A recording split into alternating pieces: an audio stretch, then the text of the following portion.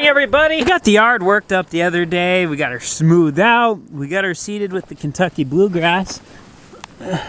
We can see little bits of it hiding here and there.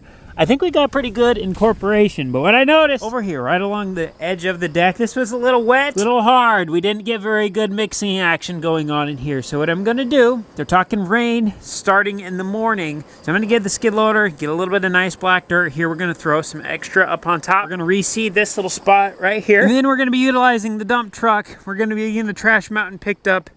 Everything between that white machine shed and the heated shop. All in there. We're gonna get that done today as well.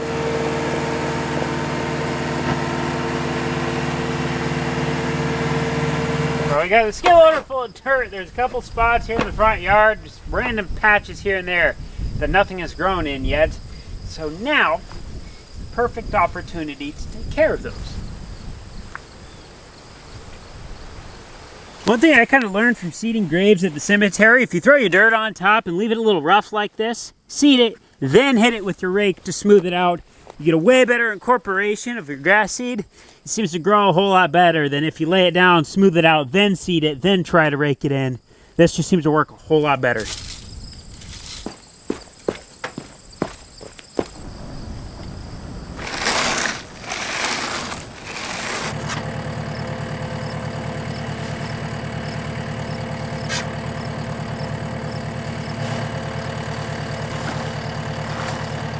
Checking over the trailer this morning, we got an inside dual that feels pretty low in air. Figure might as well just take it off.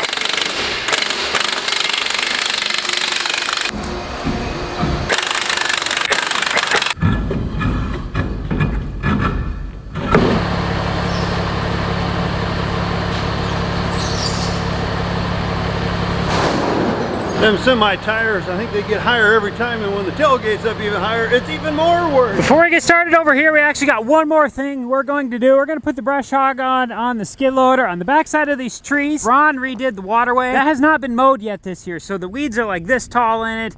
It's kind of a mess. We're going to mow that first. Then we're going to pick that up. We got something leaking there. I think it's coming from right there. Yep.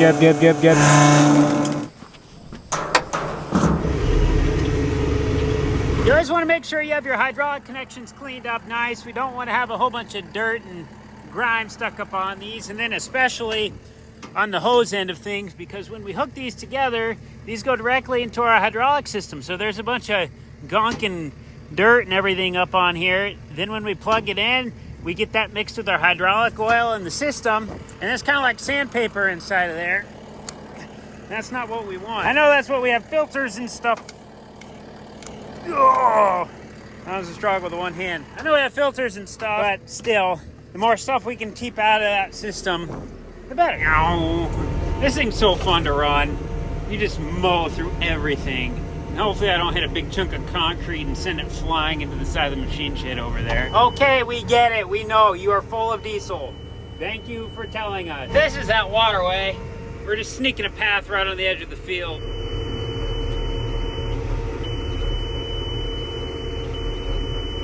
Coming up on our last little bit here. We're making good progress. Now this is a unit. It's really good for field edges, tight places, that kind of thing. But when you have a bigger waterway, kind of like this one, probably a little bit outside the scope of maybe what this is designed for. I mean, it got the job done, don't get me wrong. It's just a lot of time you're doing, maybe 2 miles an hour, especially in this grass that's 5 foot tall, really thick. It's hard to get through. If this was shorter, like if it got a little taller than this and you hit it, it'd be fine. You can go full speed ahead. But in the really thick stuff, a bat wing behind a mower would definitely be more fitting for if you're doing a lot of jobs like this. But when it comes to getting in these tight areas, you're not getting a bat wing in, so that's where this thing really shines. Right along the edges of fields. It's awesome. I'd like to pull this fence right here later this year, so we're just gonna get this grass cut down now. Then when we get these soybeans out and we get done with harvest, then we should have a pretty clean environment along the edge of the field to get this fence out. It's time.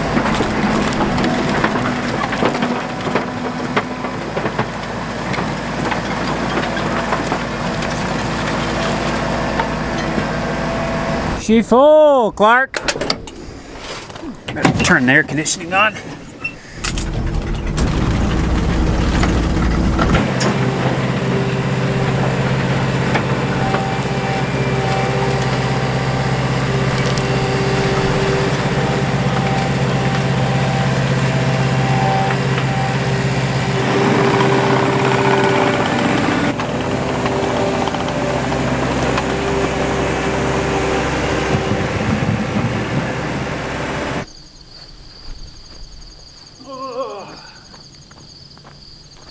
Good morning, everybody.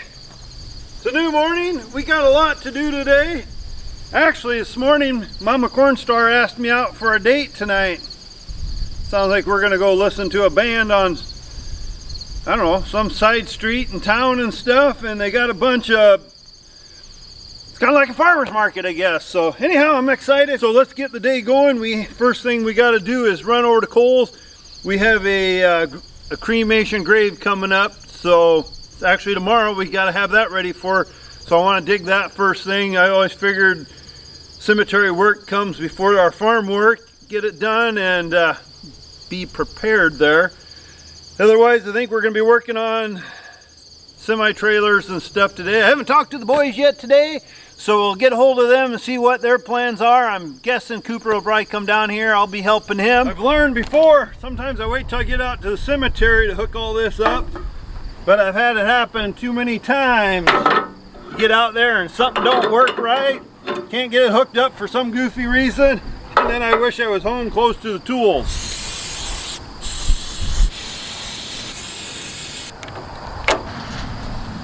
And I don't remember what I did with the cap. Surely it had a cap on it. Ah!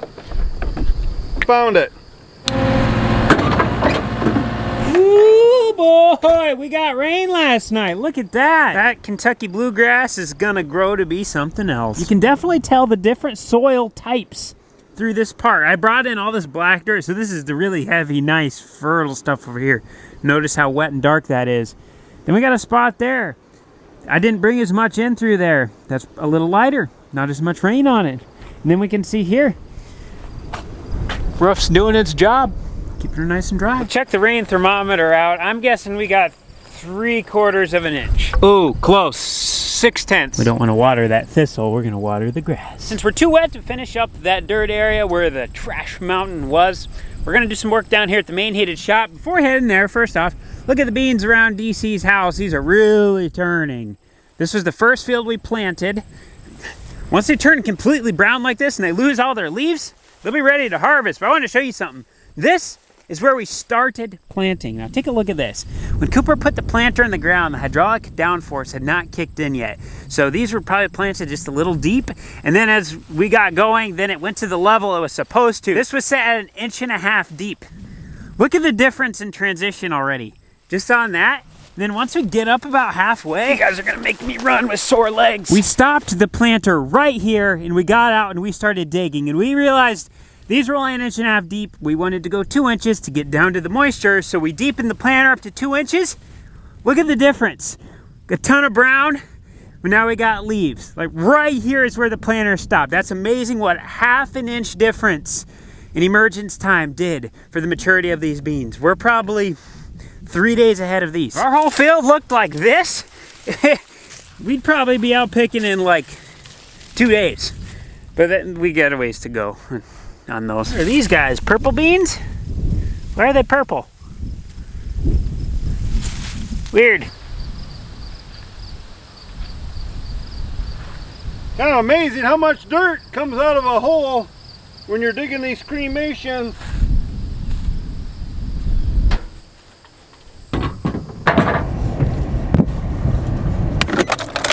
We used our sprayer a lot this summer. We sprayed on, it's called a biological. Basically, it's a product that's alive. And this alive product stains really bad. This black stain we have all over the sprayer. I think if we use good soap with the brush and really power wash it, we can get all that gunk off of everything. Because this is just gonna keep getting worse and worse and worse as we go year after year after year. And then before we know it, all yellow booms and rusty wheels here, it's gonna be old black wheel and old black booms. The good news is the biological we put on is not corrosive like 32% is, but the bad news is if you have stuff you have to work on this or something and it's all gummed up, gunked up, disgusting, it's not a whole lot of fun. It also doesn't look as good when it's sitting in the shed. And we're a big believer, the nicer your equipment looks, the better you take care of it, and the better other people take care of it. Look how dirty that is. Ooh. Oh, we're going with the old hand vibrator today. This is the 0 degree turbo tip. So it comes out at 0 degrees, so it's a straight shot, but then it spins. So it does really good all around cleaning, and you don't have to sit and keep going back and forth on everything. This is the guy you use when you got all the grit and grime.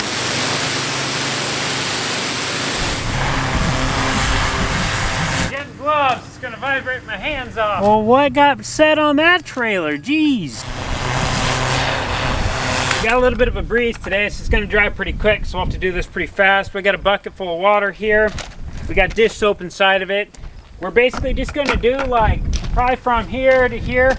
We're gonna do like a seam at a time. We'll rinse it good with the 0 degree tip. We'll throw the soap up on there, scrub it good with the brush. Then we'll hit it with the water again. Then this part will be done. We'll just kind of section our way down the boom. We got 90 feet to do, 3 feet at a time. This 3 foot probably takes 5 minutes each one. Just gonna take a little while here on this, and we'll do the same thing for the sprayer.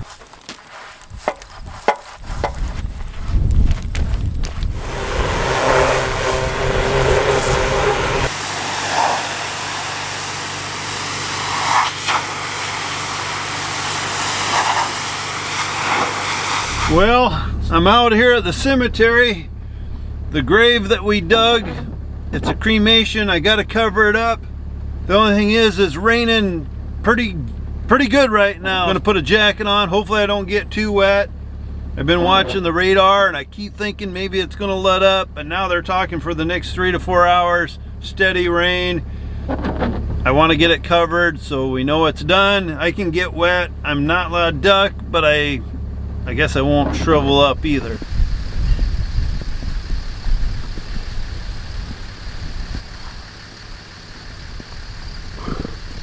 Whew.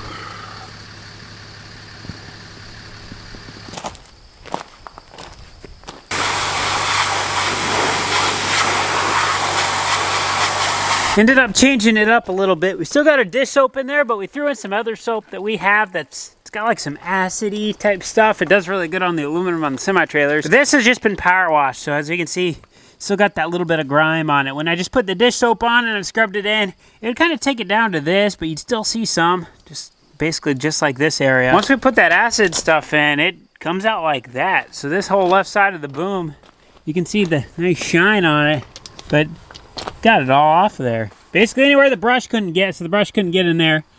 So we'll probably never get that off. I put the power washer as close as I could get to that, and I'm pushing pretty hard with my finger right now. That's just kind of stained on there, but this other stuff seemed to do a pretty good job. We've been at it for 2 hours now. We are 2/3 of the way done, so each third of the boom takes an hour. We gotta start up the semi. We're trying to get them back brakes working, so I'm gonna pump air in and see if it's coming up any. Okay, release air. I don't know if there's enough air yet or not. No, not yet. Watch this thing here. It should start moving a little bit, hopefully. I don't know what's going on right now, but for some reason she's not taking air. Oh, we thought had that taken care of yesterday. Had to loosen the brakes to get the trailer home. Now I gotta tighten them up. So what we're gonna do, we're gonna tighten these up tight, snug, and then we're gonna back it off a half a turn. Right there.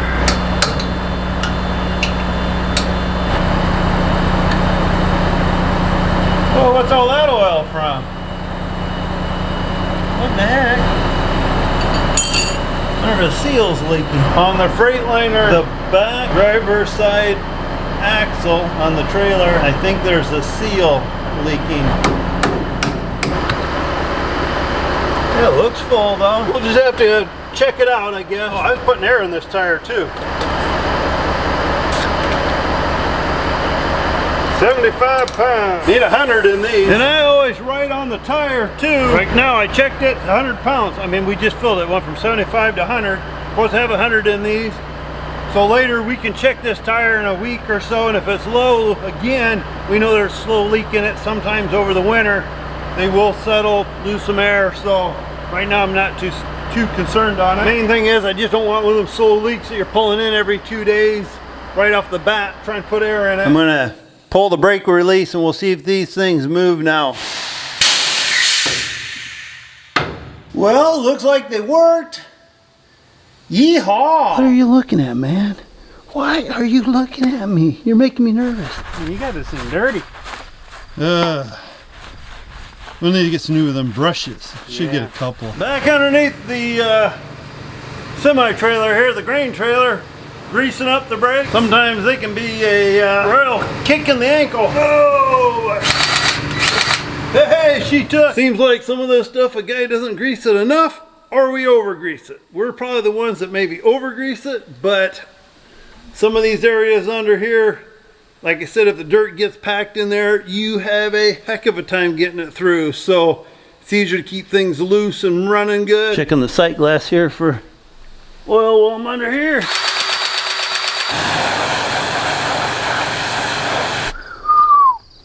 Did I ever say that I can't whistle? We got her done. Boom is power washed. It only took like 4 hours and like 2 30-minute conversations. Look at that. She's clean. She's smooth. She's shiny. See, it's stuff like that. You just can't get in there with the brush. It doesn't fit. Maybe I need a smaller brush. That's my problem. It's good enough for who it's for. I'm sure Dad will probably see this later and he'll be like, oh man, I see that. And he'll probably run that acid soap just through the wand and cover it. I'm not too worried about that right now. We got the whole boom part done all the way up, right up to the front here. So we're gonna fold this up and then we're gonna lift this way up in the air, then we can get under it. But then we'll do the body. The body should be pretty fast. It's all big open areas.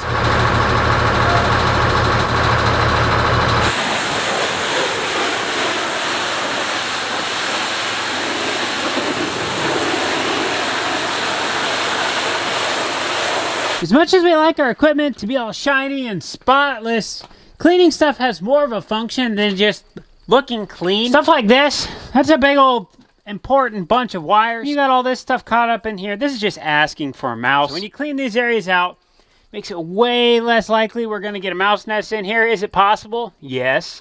But it seems like if you get stuff clean, they're gonna go find an easier, messy area to go to versus a clean area that's kind of in a pain in the butt spot. I'd say I made pretty good time. I started power washing at 1:17, 9:35. She's done. We got outside, underneath, in the tank. We even climbed inside the engine bay, cleaned the radiator up real good. If you have never cleaned the radiator on your sprayer, I'd highly recommend it. A couple years ago, we had corrosion holes starting on the inside of ours from the 32% getting in there, just from the vapors in the air. 5 years ago, the radiators for these was $3,300. Today, they're probably like, watch that be an item that's gone down. They're probably like $5 grand, so it's not very hard to get in there with a hose and kind of clean it out. Oh, yeah, we better clean our concrete tools up for tomorrow. Oh boy, we got a little drip, drip, drip. I think there's another drip inside of here too. Yeah.